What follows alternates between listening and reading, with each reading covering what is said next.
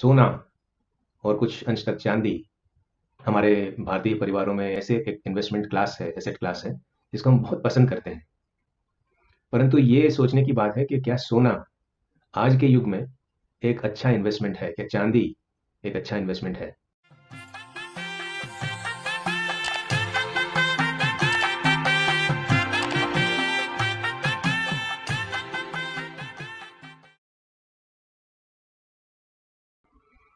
नमस्कार भाई और बहनों, पैसा पंचायत में आपका स्वागत है। मैं प्रोफेसर शॉ हूँ।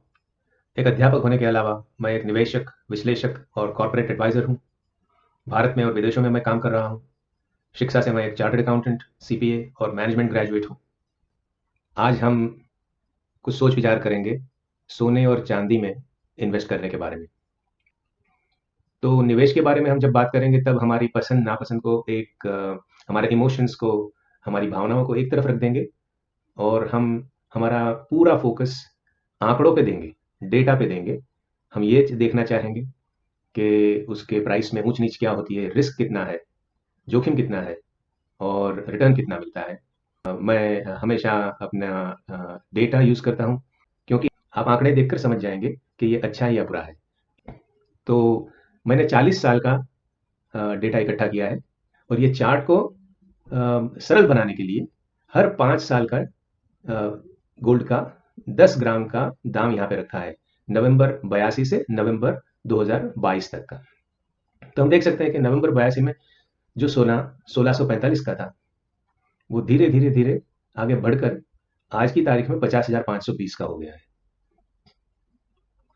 तो एक तरफ से देखा जाए तो 30 गुना बढ़ चुका है 40 साल में। 1645 से 50,000 करीब करीब 30 गुना होता है। तो उससे तो ये लगता है कि सोना बहुत अच्छी चीज़ है, उसमें इन्वेस्टमेंट करना चाहिए। लेकिन ये तो सतही सच है, जरा उसको हम खोद के जरा ज्यादा विचार करके देखेंगे। अब इन्वेस्टमेंट करने का एक तरीका होता है, एक सोच होती है। जैसे हम शेयर्स में पैसा डालते हैं, फिक्स डिपॉजिट में डालते हैं, तो हम कुछ सालों के लिए इन्वेस्ट करते हैं। सोने के जो गहने होते हैं या सोने के बिस्कुट होते हैं, उसको हम सालों साल रखते हैं। हम शायद बिना उसका प्रयोग किए मर भी जाए, बच्चों को दे जाए, लेकिन वो फिर इन्वेस्टमेंट नहीं रहता। तो मैंने एक 10 साल का समय लिया है, जिसको हम लॉन्ग टर्म इन्वेस्टमेंट बोलेंगे। तो 82 से 2022 तक का जो 40 साल का समय है, उसको मैंने 7 कालखंडों में बांट दिया है, 10-10 सालों के 7 कालखंड। तो हम देखते हैं कि ये जो 1982 से 2022 तक के जो 10 रोलिंग कालखंड है, उसमें एवरेज जो रिटर्न दिया है साल का, हर साल का एवरेज रिटर्न, वो सबसे ज्यादा 20.1% 2002 से 2012 में सोने के दामों में सबसे ज्यादा वृद्धि हुई है। तो उसका 20.1% पर एनम, जिसे हिंदी में चक्रवृद्धि ब्याज बोलते हैं, कि सालों साल ऊपर ऊपर जाते हुए 20% ऊपर गया है। और सबसे कम 92 से 2002 में 1.4% पर एनम, साल का 1.4%। तो एवरेज देखें, कहीं 10% है, कहीं 6% है, कहीं 8%, कहीं 20, 10, 5। तो वो करीब करीब ऐसा समझ लीजिए कि 8-10% तो मिलता ही मिलता है। तो ये तो बहुत अच्छी बात है, क्योंकि फिक्स डिपॉजिट में एक समय था जब 10% मिलता था, फिर एक समय ऐसा है जब 4-4.5% मिलता था। तो सोने में अगर फिक्स डिपॉजिट से ज्यादा मिले और रिस्क भी नहीं है तो बहुत बढ़िया बात है। लेकिन हम थोड़ा आगे सोचेंगे। अब हम देखेंगे कि यूएस डॉलर में अगर सोने का दाम गिना जाए तो फिर क्या होता है। तो फिर ये होता है कि नवंबर 82 से नवंबर 2022, वही 40 साल अगर हम देखते हैं, तो पहले जो 10 साल है, नवंबर 82 से नवंबर 2002, उसमें लॉस ही लॉस है, घाटा ही घाटा है। $440 पर आउंस से $330 पर आउंस तक सोने के दाम गिर गए। अब आउंस क्या होता है, कई लोगों को पता है। भारत में 10 ग्राम सोने के दाम होते हैं 24 कैरेट के या 22 कैरेट के, तो यहाँ पे हम 24 कैरेट का दाम ले रहे हैं। लेकिन विश्व के बाजारों में आउंस चलता है, तो आउंस होता है 28.35, यानी समझ लीजिए 28.25 से 28.5 ग्राम के बीच में एक आउंस होता है। तो मैंने जैसे बताया, पहले 20 साल 82 से 2002 तक टोटल लॉस। 20 साल बहुत लंबा समय होता है। 20 साल पहले अगर शादी में अपनी बहन या बेटी को आपने सोना दिया है, 20 साल के बाद जब वो सोचती है कि मैं अपनी बेटी की शादी कराऊंगी या बेटे की शादी कराऊंगी, तो अगर सोने के दाम गिरे हुए हैं तो ये बहुत ही आपत्ति की बात है। अच्छा, तो आगे देखते हैं। 2002 से 2012 बहुत अच्छा समय रहा। $330 पर आउंस से $1700 पर आउंस तक पहुंच गया, यानी कम से कम 5 से 6 गुना बढ़ोतरी हुई है 10 साल में। उसके बाद वाले 5 साल देखें तो 1726 से 1295 हो गया नवंबर 17 में, तो 5 साल काफी लॉस में गए। उसके बाद 5 साल देखिए तो नवंबर 17 से आज की तारीख नवंबर 2022 तक 1295 से 1681 पहुंच गया। तो कभी लंबा घाटा, कभी फायदा, कभी नुकसान। ये तो जैसे शेयर मार्केट में होता है वैसे हो रहा है। तो हमने जो पहली स्लाइड में इंडियन रुपीस में दाम देखे उसमें तो सब ऊपर ही ऊपर जा रहा था। जब यूएस में वैश्विक बाजारों के जो दाम देखते हैं तो उसमें ऊपर भी जा रहा है, नीचे भी जा रहा है, घाटा भी हो रहा है, बहुत साल तक घाटा हो रहा है। तो ये क्या है, ये समझने की जरूरत है। ये समझने की जरूरत इसलिए है कि आज की तारीख में हम एक कोने में नहीं रह रहे। हम ऐसे कोई रूम में नहीं रहे जहां दरवाजे खिड़की सब बंद है। हम बाजार के बीचों बीच रह रहे हैं। भारतीय इकोनॉमी विश्व की 5वीं सबसे बड़ी इकोनॉमी है और अमेरिकन इकोनॉमी दुनिया की सबसे बड़ी इकोनॉमी है। और हर एक इकोनॉमी, भारत की हो, चाइना की हो, यूएस की हो, यूरोप की हो, वो आपस में मेलजोल रखती है, आपस में व्यापार चलता है। तो हम दुनिया से सबसे बड़ा अपना इंपोर्ट है कोयला, gas, petroleum, crude oil, raw diamonds, ऐसी कई चीज़ें हम इंपोर्ट करते हैं, मशीनरीज इंपोर्ट करते हैं। और हम एक्सपोर्ट करते हैं सॉफ्टवेयर, पॉलिश डायमंड्स, टेक्सटाइल, और कई मैन्युफैक्चर्ड चीज़ें, और ग्रेन्स, काफ़ी कुछ एक्सपोर्ट करते हैं। और ये सब कारोबार ज़्यादा से ज़्यादा डॉलर में हो रहा है और होता रहेगा। ये डॉलर दुनिया के व्यापार का राजा है, तो उसे मानना पड़ेगा। तो हमें डॉलर के सामने अपनी करेंसी की कीमत क्या है वो भी समझना पड़ेगा। तो इसलिए मैंने ये डॉलर का चार्ट दिखाया है। दूसरा, सोना जो है वो एक वैश्विक कमोडिटी है, वैश्विक संपत्ति है। तो सोने के दाम मात्र इंडिया के कंज्यूमर कितना परचेज करते हैं उस पर निर्भर नहीं है। सोना इंडस्ट्री में यूज होता है, सोना कई फेडरल बैंक्स, रिजर्व बैंक्स के पास होता है। तो उसका खरीदना बेचना पूरे विश्व में होता है। तो पूरे विश्व के बाजार को समझना पड़ेगा, और अगर विश्व के बाजार को समझना है सोने के लिए तो हमें सोने का दाम यूएस डॉलर में कितना है वो भी देखना पड़ेगा। चलो अब अगली स्लाइड पे चलते हैं और देखते हैं कि कितना फायदा कितना नुकसान हुआ। अगर हम वही 7 कालखंडों को, 10-10 साल वाले 7 जो कालखंड हमने इंडियन रुपीज में देखें सोने के लिए, अब हम यूएस डॉलर्स में देखते हैं सोने के लिए, तो उसमें आपको कोई कंसिस्टेंसी नजर नहीं आएगी। पहले जो 3 कालखंड है, 82 से 92, 88 से 97 वगैरह, उसमें तो लॉस है, हर साल 3 से 4% का लॉस है। उसके बाद में 97 से 2012 तक काफी अच्छा फायदा रहा। 2007 से 17 तक 4.6 ठीक ठीक रहा। और 12 से 22 जो आखिरी 10 साल है उसमें तो नुकसान है। मतलब अगर हम ये 7 कालखंड देखते हैं तो उसमें से 4 में तो नुकसान है और 3 में फायदा है। तो ऐसा इन्वेस्टमेंट तो अभी अट्रैक्टिव नहीं लग रहा है मुझे। अच्छा, ऐसा क्यों हो रहा है कि इंडियन रुपीज में फायदा दिख रहा है और यूएस डॉलर में लॉस दिख रहा है? तो ये समझिए। तो ये देखिए, नवंबर 82 से नवंबर 2022 तक इंडियन रुपीस डॉलर के सामने गिरता ही जा रहा है। तो ये चार्ट ऊपर जो जा रहा है वो ये दिखा रहा है कि नवंबर 82 में $1 सिर्फ ₹9.5 का था, और फिर वो धीरे धीरे बढ़ते बढ़ते बढ़ते नवंबर 2020, 40 साल के बाद $1 ₹82 का हो गया। कहाँ ₹9.5 और कहाँ ₹82। तो डॉलर के सामने रुपया ऐसा लगता है जो फूलते जा रहा है, लेकिन उसमें ताकत कम होती जा रही है। तो वो दिखता है बड़ा, तो आपको दिखता है कि मेरी संपत्ति 30 साल पहले 1 करोड़ थी, आज 30 करोड़ हो गई। अच्छा, अच्छी बात है, इतनी ज्यादा हो गई। लेकिन डॉलर के नजरिए से देखें तो 1 से 30 नहीं, शायद 1 से 10 का उसमें असर हुआ है। और कई लोग रिटायर्ड हैं, वो देखते हैं कि भाई मैं जब 15 साल पहले रिटायर्ड हुआ तो मेरे पास 2 करोड़ रुपए थे और आज की तारीख में 3 करोड़ रुपए हैं। तो चलो अच्छी बात है। तो बिल्कुल अच्छी बात नहीं है, क्योंकि 15 साल में जब वो रिटायर हुए उनके उसके बाद में मेडिकल, सर्जरी, घर की कॉस्ट, सब कुछ बहुत ज्यादा बढ़ चुका है। 50% से ज्यादा बढ़ चुका है 15 साल में। कई चीजें डबल हो गई, ट्रिपल हो गई। तो अगर 2 करोड़ से 3 करोड़ तक आप पहुंचे, मतलब आप गरीब ही हुए हैं, क्योंकि 15 साल पहले 2 करोड़ रुपया जो चीजें खरीद सकता था, आज की तारीख में 3 करोड़ रुपया वो चीजें नहीं खरीद सकता। चलिए आगे देखते हैं, रुपए में हर साल कितना लॉस होता है। तो इसमें भी मैंने 7 कालखंड बनाए हैं। तो पहले में हर साल 10.6% का लॉस है, दूसरे में हर साल 10.9% का लॉस है। ऐसे आगे आगे जाते हैं तो अभी नजदीक का जो समय है 2012 से 2022, हर साल 4.3% घिसते जा रहा है। मतलब आज 100 रुपया है मेरे पास, तो कल अगर मेरे पास 104 नहीं हुए तो मैं लॉस में हूं। कल भी मेरे पास 100 रुपया है, तो कल का 100 रुपया, आने वाले कल का 100 रुपया आज के 96 रुपीज के बराबर है। तो रुपये रुपया घिसता जा रहा है डॉलर के सामने, इसलिए सोने का दाम रुपए में बड़ा लग रहा है लेकिन डॉलर में छोटा लग रहा है। मेरे ख्याल से आप ये समझ गए होंगे कि मैंने क्यों यूएसडी और आईएनआर दोनों में सोने का परफॉर्मेंस दिखाया है। अब देखिए इस चार्ट को जरा ध्यान से देखिए। लेफ्ट में होल्डिंग पीरियड है वो 7 कालखंड है, 10-10 साल के 7 कालखंड।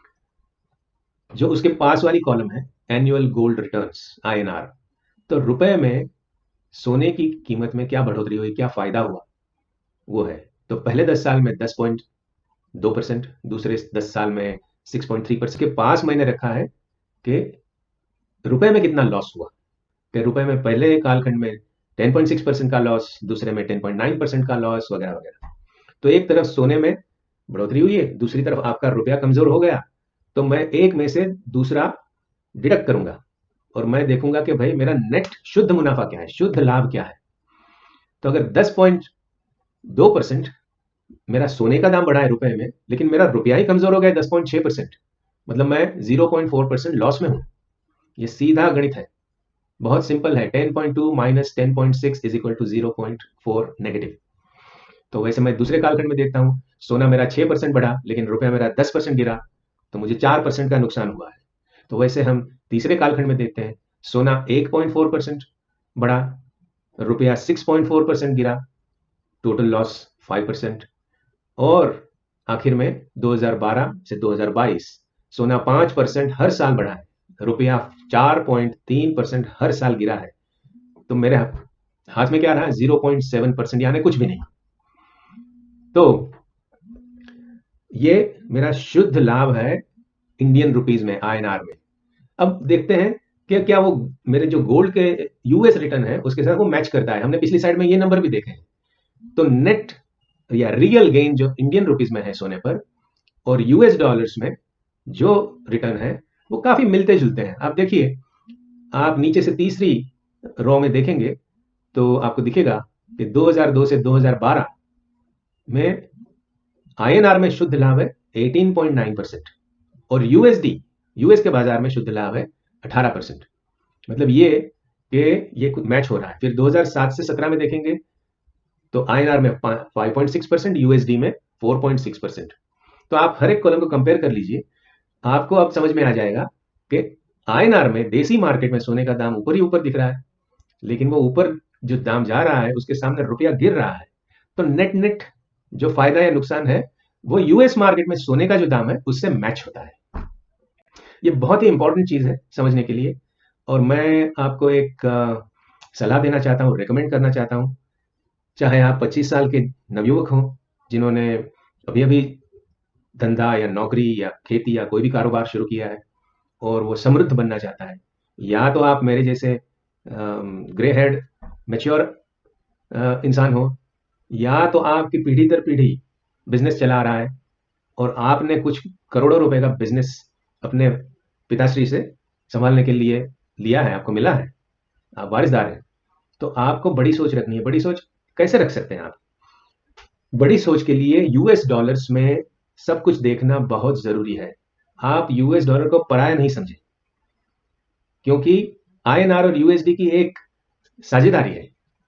यूएसडी जब तक बढ़ता रहेगा आईएनआर नीचे गिरता रहेगा, और वो साझेदारी आप नहीं समझेंगे, वो रिलेटिविटी कोरिलेशन आप नहीं समझेंगे, तो आप एक अलग से सोचेंगे पूरी दुनिया कहीं और जा रही है, हम कहीं और जा रहे हैं। तो ये ना हो, हम ये ना समझे कि मेरा 1 करोड़ था पिछले साल मुनाफा, आज 1 करोड़ से 10% बढ़ गया तो मेरी ग्रोथ 10% हुई है। नहीं, आपकी ग्रोथ 5% हुई है। आपकी ग्रोथ 5% हुई है, 10% नहीं हुई, क्योंकि आपका रुपया कमजोर है। आपका रुपया बाहर से जो तेल खरीद सकता है, जो कोयला खरीद सकता है, जो मशीनरी खरीद सकता है, वो अब उसी मशीन, उसी कोयला, उसी तेल को खरीदने के लिए ज्यादा देना पड़ता है। तो आपके देश में इन्फ्लेशन, महंगाई बढ़ रही है, और हमें बताया करीब करीब हमारे देश में लॉन्ग टर्म इन्फ्लेशन रेट 5% से ऊपर ही रहा है। तो ये दोनों बातें समझनी ज़रूरी है। जब तक हमारे देश का इन्फ्लेशन रेट 5%, 6%, 7% रहेगा, तब तक हमारा रुपया गिरता रहेगा। और ये रुपये का जो गिरना है वो कोई बीमारी नहीं है, उसे आप बीमारी ना समझे, उसे आप हमारी बदकिस्मती ना समझे, क्योंकि हमारी इकोनॉमी ग्रोइंग इकोनॉमी है, हम बहुत ज़्यादा इंपोर्ट करते हैं। तो जब तक हम इंपोर्ट ज़्यादा करेंगे, एक्सपोर्ट कम करेंगे, तो रुपया गिरता रहेगा। उसमें कोई परेशानी की बात नहीं है। हमारा जीडीपी ग्रोथ हो रहा है, हम ज़्यादा समृद्ध बन रहे हैं, एक पर्सनल लेवल पे और देश के लेवल पे हमारी समृद्धि बढ़ रही है। आप बाहर जाके देख सकते हैं, मॉल्स में देख सकते हैं, दुकानों में देख सकते हैं, रास्ते पर देख सकते हैं। तो हम समृद्ध तो बन रहे हैं, हिंदुस्तान में हम समृद्ध बन रहे हैं, उसमें कोई दो राय नहीं है। लेकिन समृद्धि कितनी बढ़ी है और किस चीज़ में बढ़ी है, उसको समझना बहुत ज़रूरी है, नहीं तो हम गलत जगह पर इन्वेस्टमेंट कर देंगे। अब नेक्स्ट स्लाइड पे देखिए, मैं कुछ उदाहरण देना चाहता हूँ। ऐसा है कि मैंने देखा कि अगर मुझे आज यूएस में एमबीए करने जाना है, मेरे बेटे को भेजना है, तो 2 साल का एमबीए करने के लिए ट्यूशन फीस, रहना खाना सब मिला के $1,30,000 का खर्चा होता है। तो आज की तारीख में $1,30,000 का अर्थ हुआ 1,07,00,000 रुपया। लेकिन अगर 10 साल पहले कोई एमबीए करके आया है और मान लीजिए तब भी 1,30,000 फीस थी 2012 में, तो 2012 के एक्सचेंज रेट के हिसाब से उनको देना था 70 लाख रुपया।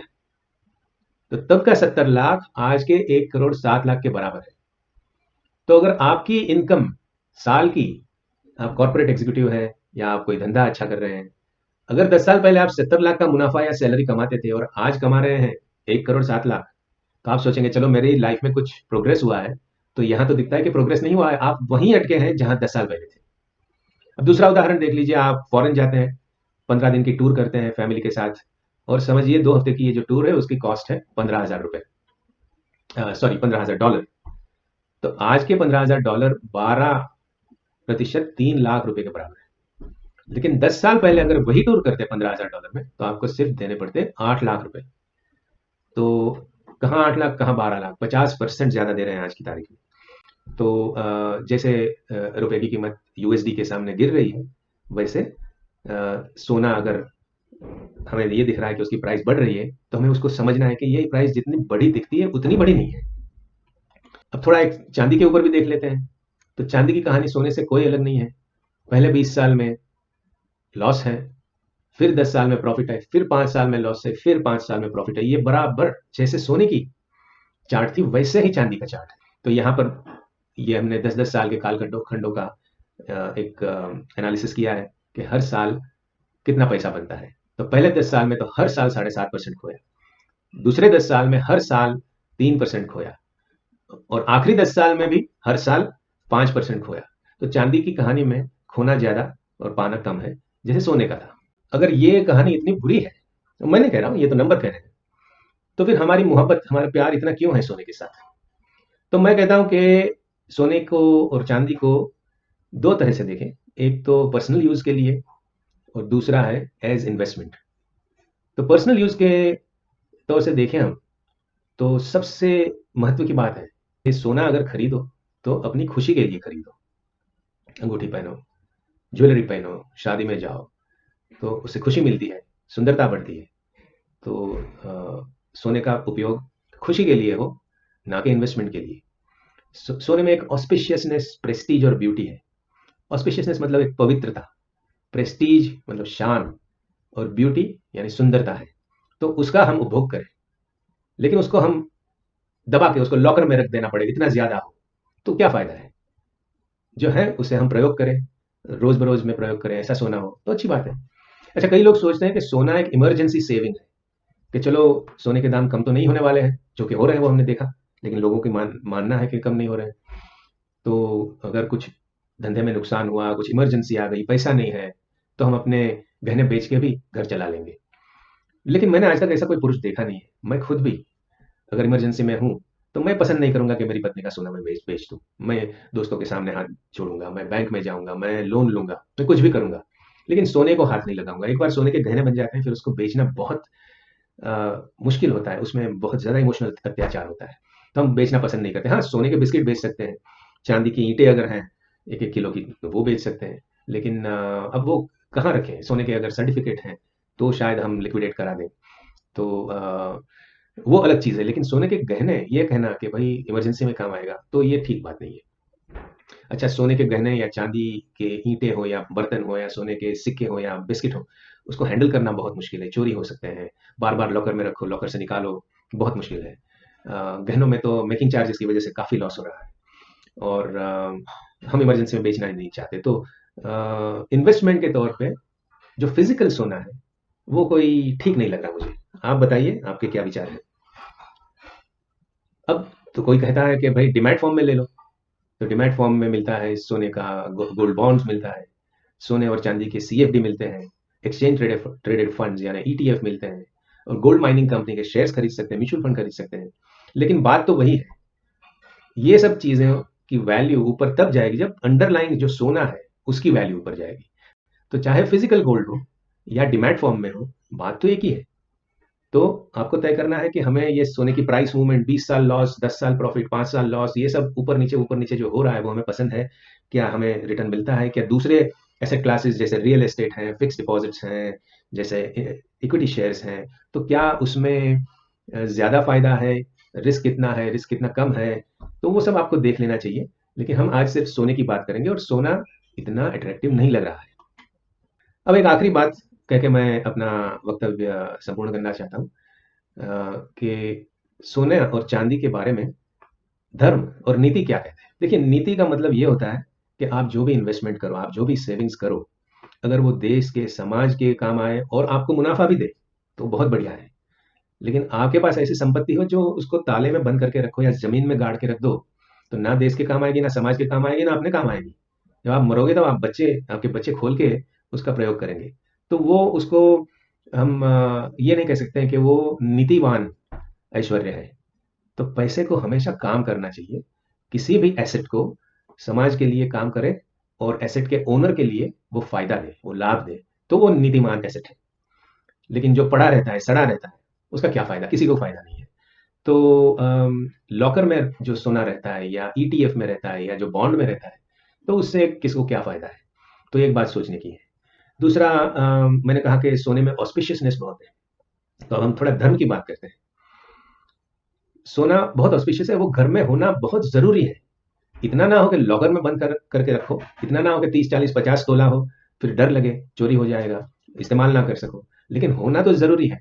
आपके शरीर पर सोने के आभूषण हो, आपके मंदिर में सोने की मूर्ति हो, आपके कुछ छोटे बर्तन हो, कुछ चांदी की मूर्तियां हो, चांदी के सिक्के हो, उतना तो सोना घर में होना चाहिए। अगर आप एक हिंदू हैं, आप एक भारतीय हैं, तो आपके घर में सोना होना बहुत जरूरी है। उपनिषद में ये लिखा गया है कि ईश्वर ने जब ब्रह्मांड की रचना की, तो उस शक्ति को बनाया जिसे कहते हैं हिरण्यगर्भ। तो हिरण्य का अर्थ होता है संस्कृत में सोना। तो विश्व के को बनाने वाली जो शक्ति है, उसको हिरण्यगर्भ बोलते हैं।